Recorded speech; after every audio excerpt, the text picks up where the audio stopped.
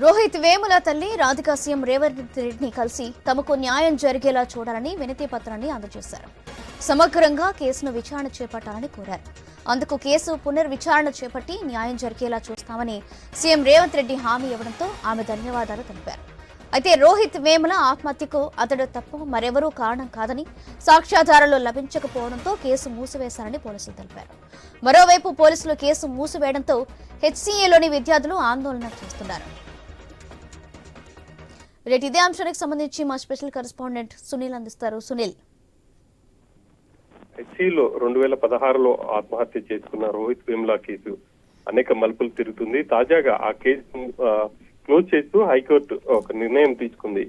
దానికి సంబంధించి ఎటువంటి ఆధారాలు లేవు అని చెప్పేసి కూడా కోర్టుకు ఇటు పోలీసులు కావచ్చు, అదేవిధంగా పిటిషనర్లు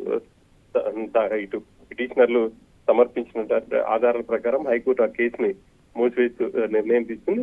అయితే తెలంగాణ పోలీసులు దీనిపై ఒక అడుగు ముందుకేసి తాము మళ్ళీ పునర్విచారణ చేయదలుచుకున్నాం అని చెప్పేసి హైకోర్టు ముందుకు వెళ్ళనున్నట్టుగా కూడా తెలుస్తుంది. కాసేపటి క్రితమే రోహిత్ రెడ్డిని కలిశారు. ఈ కేసులో తమకు న్యాయం చేయాలి, బాధ్యులపై చర్యలు తీసుకోవాలని చెప్పేసి ఆమె సీఎం రేవంత్ రెడ్డిని ఒక వినతి పత్రం కూడా ఇచ్చారు. దీనిపై సానుకూలంగా స్పందించినటువంటి సీఎం ఖచ్చితంగా ఈ కేసుని పోలీసులు మళ్ళీ హైకోర్టుకు ఒక పిటిషన్ వేసి ఖచ్చితంగా న్యాయ విచారణ చేస్తారు అని చెప్పేసి కూడా ఆయన హామీ ఇచ్చినట్టు తెలుస్తా ఉంది. 2016లో హాస్టల్ గదిలో రోహిత్ వేముల ఆత్మహత్య చేసుకున్నాడు. ఆయన ఆత్మహత్యకు అప్పటి వీసీ మరికొంతమంది అధికారులు బాధ్యులు అని చెప్పేసి కూడా ఇటు రోహిత్ తల్లి కావచ్చు, విద్యార్థి సంఘాలు ఇటు కోర్టులో కేసు వేయడం కావచ్చు, ఆ తర్వాత ఆందోళన కూడా చేశాయి. ఇప్పుడు పోలీసులు దానికి సంబంధించి రోహిత్ వేముల ఆత్మహత్యకు ఇటు వీసీ కావచ్చు, మరెవరు బాధ్యులు కాదు, ఆయనే ఆత్మహత్య చేసుకున్నారు, ఆయన కులానికి సంబంధించినటువంటి వ్యవహారం కాదు, ఆయన ఆర్థిక ఇబ్బందులు కావచ్చు, కుటుంబ కారణాలతోనే ఆత్మహత్య చేసుకున్నారంటూ కూడా హైకోర్టుకు ఒక నివేదిక ఇచ్చారు. ఆ నివేదికను ఆధారంగా చేసుకున్నటువంటి కోర్టు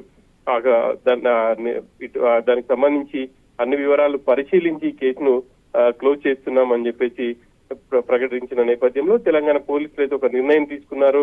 ఆ కేసుని మళ్ళీ పునర్విచారణ చేస్తామని చెప్పేసి కూడా డీజీపీ రవి గుప్తా ప్రకటించారు. ఆ మేరకు హైకోర్టులో పిటిషన్ వేసి తిరిగి ఆ కేసుని మళ్ళీ పూర్వపరాలు తెలుసుకొని బాధ్యులపై చర్యలు తీసుకునే అవకాశం అయితే కనిపిస్తుంది.